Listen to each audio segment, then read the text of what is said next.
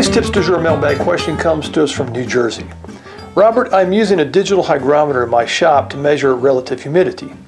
How can I be sure the measurement is accurate? Paul in New Jersey. Paul, first of all, congratulations for realizing that when building an instrument, relative humidity is very important. The materials that we use to build the instrument will swell when they take on water or will shrink when they release that water. Therefore, it's important to control the RH levels or the relative humidity levels in your shop as you build the instrument. You want a relatively constant level of relative humidity. Now, let's talk about what exactly is relative humidity. Water vapor is the gaseous, invisible form of water in the atmosphere. It's also known as humidity. When the air in the atmosphere contains a large amount of water, we say it's humid. When the air in the atmosphere is void of moisture, then we say it's arid or dry. If the air holds the maximum amount of moisture, then dew or frost will begin to form, and or droplets of water will begin to form as clouds. If the clouds become saturated with this water or this moisture, then it begins to fall to earth because it can't contain it all. This is known as snow or rain, and this is 100% humidity. Relative humidity is the amount of moisture in the air relative to the amount of moisture that can be in the air at a given temperature. Now let's talk about ways to measure this. The most accurate way that I know of is to use what's known as a sling psychrometer. Let's go over to the bench and I'll show you what this instrument is, and I'll show you a very easy way to make one. So here's a very simple sling psychrometer that I've made. Now a sling psychrometer consists of two thermometers, and I've got two that I've just taped together here. On one side I have a dry bulb. On the other side I have a wet bulb, and all I've done is just wrap some cloth or some gauze around there, and then I can add moisture to it.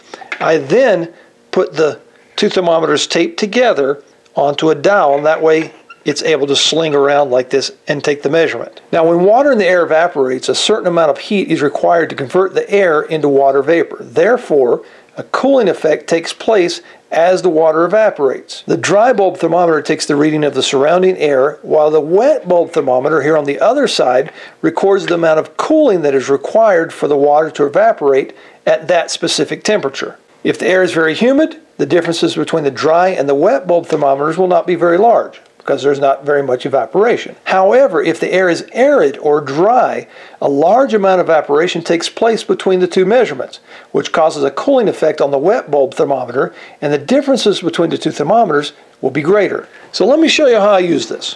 So I'm just going to take a small pipette and add some moisture to the cotton or the gauze that surrounds one of the bulbs on the thermometer. Once that's done, I'm going to start slinging it around to take the measurement. So now I just take my two thermometers that have been attached to my dowel and just start slinging it like this. And you want to do this for a good 30 to 45 seconds, maybe even a minute, so that the wet bulb, the moisture around it, has time to evaporate.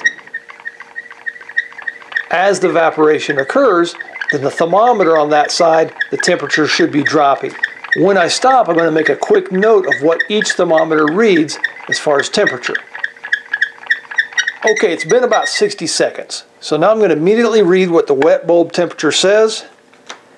And it says 52. And I'm going to look at the actual temperature in my shop, which should be the dry bulb side, and it says 62.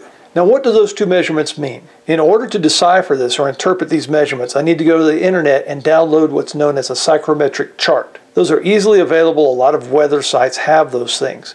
Now, the barometric pressure, or in other words, the altitude that you're at, also comes into play here. And I'm sitting at about 5,300 feet above sea level. So that's going to give me a lot different measurement or a lot different reading than if I were at sea level. So when you go to the internet and download the psychrometric chart, download one that takes into consideration your actual height or your altitude above sea level. I'm at 5,300 feet above sea level, so I've downloaded one that will take that into consideration. So there's some pretty fancy psychrometric charts out there. This one is relatively easy to read. It's got your wet bulb temperatures across the top and your dry bulb temperatures across the left side here.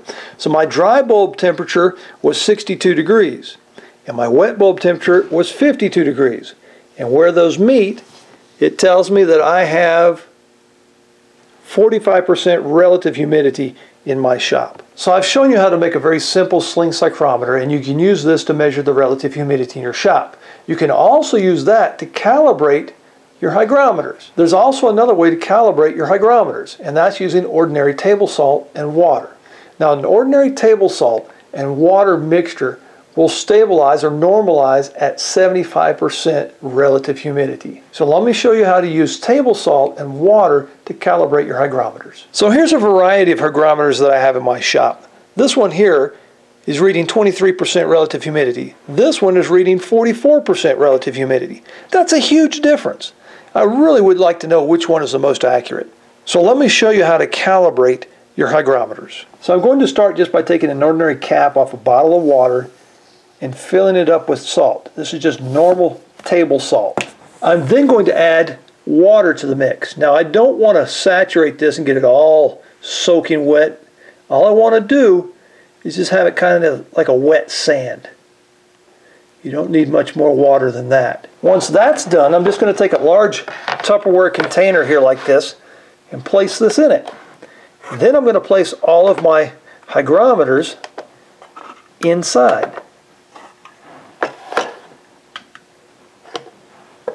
You could also use a Ziploc bag or something, but you want it to seal completely.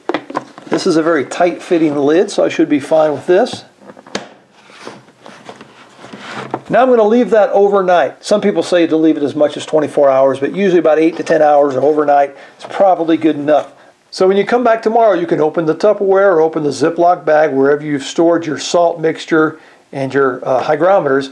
And if your hygrometer is calibrated correctly, it should read 75%. If it doesn't, then you can recalibrate your hygrometers, or you can mark on there, +3 or -3 or whatever it needs to be, so you know when you read that, add 3 or subtract 3 to get the correct measurement. So Paul, congratulations once again for realizing the importance of controlling the relative humidity in your shop. I've talked about this a lot in my videos because it is important. Now you have an accurate way of measuring what the relative humidity is in your shop, and now you have an accurate way of calibrating your hygrometers.